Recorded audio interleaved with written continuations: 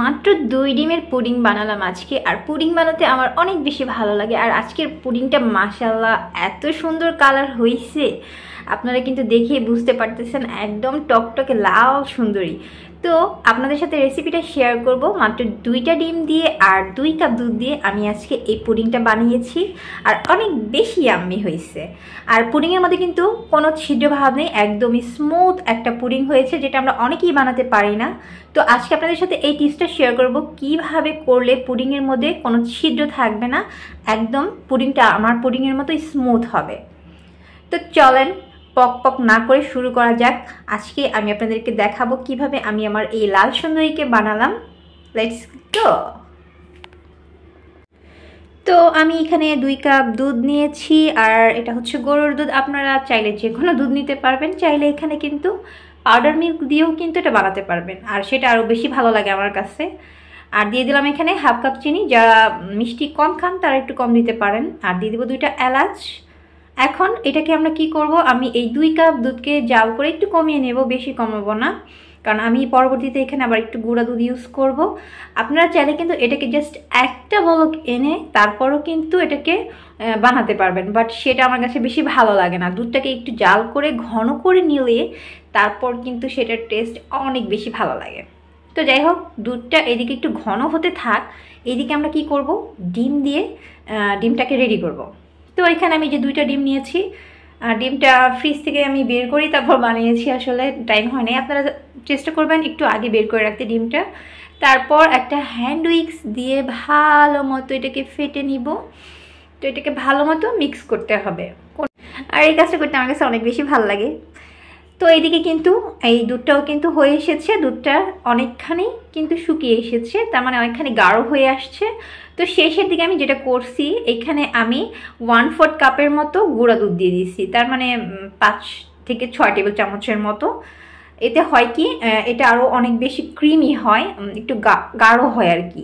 তো আপনারা চাইলে দিলেও পারবেন, না চাইলে না দিলেও হবে, সমস্যা নেই গুঁড়া দুধ। আর এখানে আমি একটা প্যানে এখানে চিনি দিয়েছি প্রায় 5 টেবিল চামচের মতো। এখন এটাকে আমি ক্যারামেল করে নিলাম। আমি কিন্তু ক্যারামেল করতে কোনো পানি ইউজ করি না, এমনিতে এটা অল্প আছে, এটা ক্যারামেল করে নিই। আর এইদিকে দুধটা যখন এরকম হালকা কুসুম গরম হয়ে আসবে, তারপর আমরা এখানে সেই ডিমটা যে আমরা মিক্স করে নিলাম সেটা এখানে দিয়ে দিব।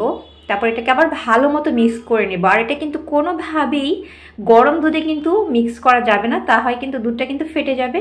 যখন আপনি আঙুলটা চুবিয়ে রাখতে পারবেন, দেখবেন যে আপনার হাতে কোনো গরম লাগছে না, তখনই কিন্তু এখানে আমরা সেই দুধটা ইউজ করব। তারপর আমি এখানে দিয়ে দিলাম 1 টেবিল চামচ পরিমাণ ভ্যানিলা এসেন্স। আর দেখেন এটার ঘনত্বটা দেখে বুঝতে পারতেছেন, এটা কিন্তু সেই গুঁড়ো দুধটা দেওয়ার কারণে আরও অনেকটা বেশি ঘন হয়ে আসছে আর ক্রিমি হয়ে আসছে। আর এটা কিন্তু অবশ্যই ছেঁকে নিতে হবে, তা না হয় কিন্তু পুডিংটা কোনোভাবেই স্মুথ হবে না। এই যে দেখতে পাচ্ছেন ছাকার পর এগুলো বের হয়েছে। এখন আমরা পুডিংটাকে ভাপ দিয়ে নিব। আপনারা চাইলে কিন্তু এটা ওভেনেও করতে পারেন, বাট আমি আজকে এটা আপনাদেরকে চুলায় তৈরি করে দেখাবো। আমি এরকম একটা পাতিলে স্ট্যান্ড দিয়ে নিয়েছি, তারপর এখানে পর্যাপ্ত পরিমাণে পানি দিয়ে দিয়েছি। পানিটা কিন্তু অলরেডি অনেকটা গরম হয়ে আসছে। তো তারপর আমি এটা দিয়ে দিলাম। আর এই যে দেখেন পুডিংয়ের পাত্রটার কিন্তু 1 ভাগে পানি রয়েছে, আর বাকি 2 ভাগ কিন্তু পানি নেই, কারণ বেশি পানি দিলে কি হবে, পুডিংয়ের ওপরে কিন্তু পানিটা চলে যাবে। আর আমি এখানে কোনো ফল পেপার টেপার ওপরে দিয়ে দেই নেই, এটা এমনিতে পানি যাবে না, প্রবলেম নাই। তো এখন এটাকে 30 মিনিট আমরা বেক করে নেব। ও যেটা বলছিলাম, যে এটা যদি আপনারা বেশিক্ষণ সময় ধরে যদি আপনি জাল করেন, তাহলে হয় কি ওই ছিদ্রটা হয়। আপনার টাইমিংটা যদি একদম পারফেক্ট হয়, তাহলে কিন্তু কোনোভাবেই পুডিংয়ের গায়ে কোনো ছিদ্র হয় না। যেমন আমি এটা ঘড়ি ধরে 30 মিনিট বেক করছি। তো 30 মিনিট পরে আমি এটাকে ঠান্ডা যখন হয়েছে তখন নামাই নিছি। আর ঠান্ডা হওয়ার পর এরকম নামাই নিতে আমার যা ভয় লাগে, আসলে মনে হয় যে এই পুডিংটা কি ভেঙেই গেল নাকি।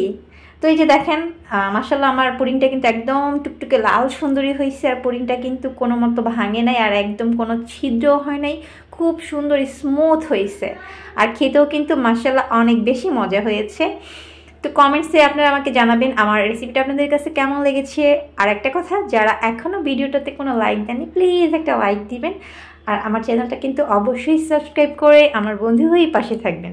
আজ এ পর্যন্তই। সবাই ভালো থাকবেন, সুস্থ থাকবেন। সবার জন্য রইল অনেক অনেক দোয়া আর ভালোবাসা। আল্লাহ হাফিজ।